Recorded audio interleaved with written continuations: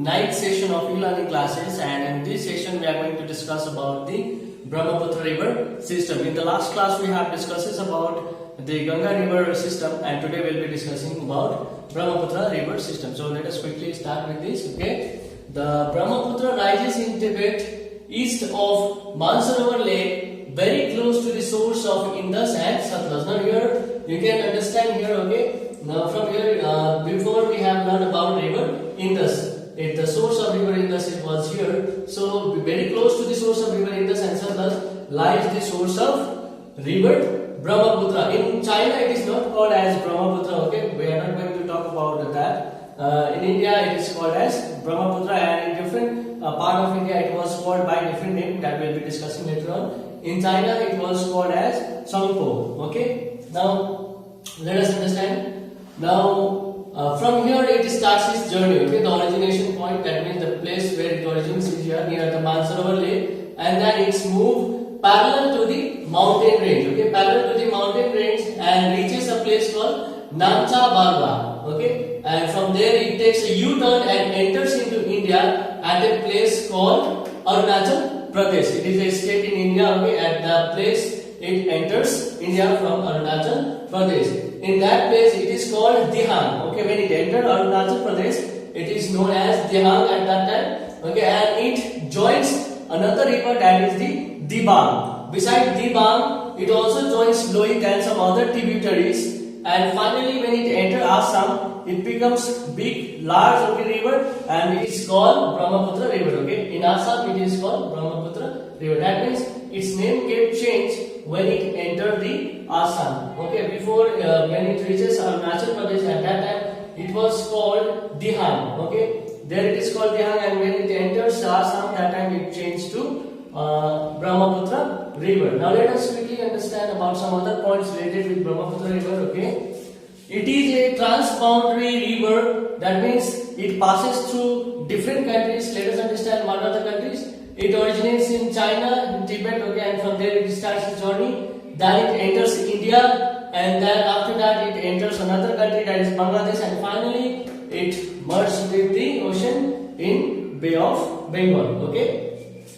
Now length of the river, let us understand the length, 3080 kilometers. This is the approximate length of the river, but according to NCERT, the length of the river is 2880 kilometers. I have mentioned both the lengths. Okay, so keep this in mind. Okay, this is the approximate length of the river, and this is according to NCERT. Okay, now old Sanskrit name was Lahitya. Okay, the old Sanskrit name of the river, that is river Brahmaputra, is Lahitya. Now native inhabitants, that is Bodos, okay, call the river Bulham Budur. Okay, Bulham Budur was the name given to the river by the native people of the Assam. Okay, that is Bodos. Okay, living there, and the meaning of this Bulham Budur is the gurgling sound. That means it produces a sound like gurgling. So that is why it was came to the name Bulham Budur, and later on it was believed that from the Sanskrit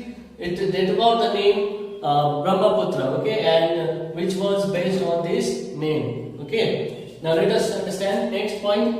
It is the 9th largest river in the world by discharge. Okay, that means the river discharges a huge amount of water. Okay, huge volume of water, and that is why according to its discharge it was considered as a 9th largest river. It is considered as the 9th largest river in the world. And when we talk about the length of the river, it is 15th longest river in the world, and it is slightly longer than Indus. Okay. Now another point related with this is Kanchenjunga. We know this name very well. Okay, the third highest mountain in the world lies in the Brahmaputra basin. That means the mountain Kanchenjunga. Okay, it lies in the river basin of Brahmaputra. Okay, so keep these points in mind. Besides this, let us understand some more points about this river. Okay, river Brahmaputra has a braided system. Okay, braided channels. Okay, in its entire part of length in Assam. Okay, when it passes through the state Assam, that times it gets braided, and throughout the length in Assam it has got a braided channels. So because of this, they form a riverine island like this. Okay, we have already, I think you remember remember about the riverine island. Okay, today I am going to revise it once again. So when it passes through Assam, it gets braided and forms a braided channel throughout its length in Assam, and there it forms a riverine island. Now riverine islands are the islands which are formed inside the river. Okay, so that is why we call it a riverine island. Now let us understand with this picture. Okay, when the river flows from one side, okay, you can see from there it's flowing here, and here it is getting braided. Okay, that means it has split into two channels, and then again it meet here. Again it has splitted, okay, and forms three different channels and form a riverine island here, and then again it has joined here, and again it has formed another island here, and again it is passing. That means in this way it has formed different small riverine island and has become a braided system, braided channels. It has got a braided channels throughout the river like this. Okay, zigzag. You can see it is crossing each other. Its own channels are crossing each other, getting splitted, again joining. Okay, so in this way they form a braided channels. So I hope you understood about the braided channels. Okay, this is also found in the Assam region. Okay. Now in Tibet, the river carries a small volume of water and less silt as it is cold and dry area. We know that Tibet is here, okay, and it is a very cold and dry area. That is why when it comes through this region, it carries very less volume of water and silt. Okay, so you know that since it is a dry region, so it carries less volume of water as well as little amount of silt. That is less amount of silt. Now next point.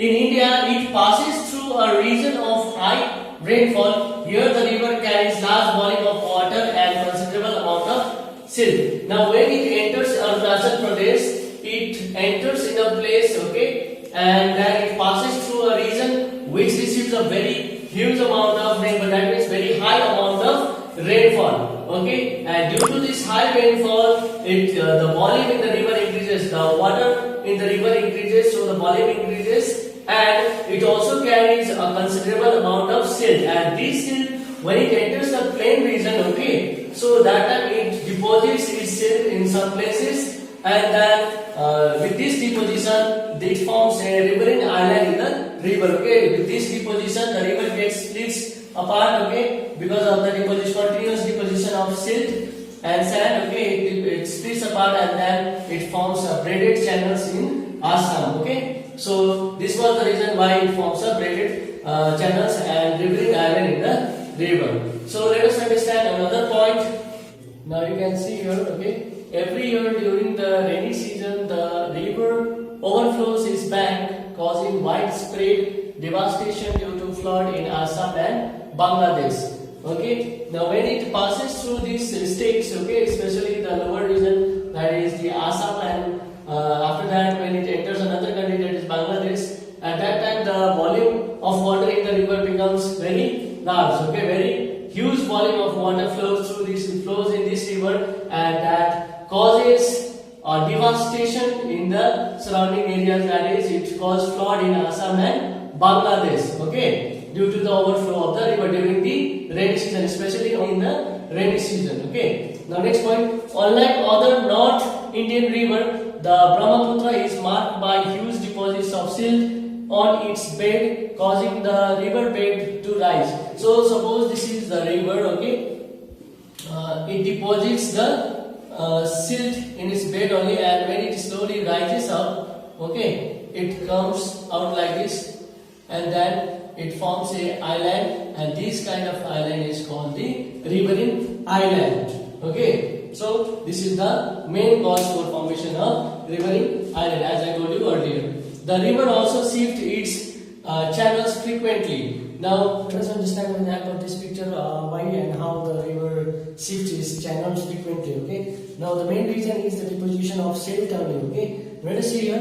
When the river flows here, it deposits the silt here. So with the deposition, slowly the river branches out into two parts, and then it flows along here like this. Okay, and when it reaches here also there will be the deposition here, two sides you can see here, and therefore it has split. Now before it was one, now it has got three channels. Again this channel is merged with this channel out here, and some of the water from this river has the channels has broken from here and then merged with another here. So in this way it forms a braided channels. That is why we call that it also shifts the channel frequently. The channels which is flowing from here again merges here and then mixed with this.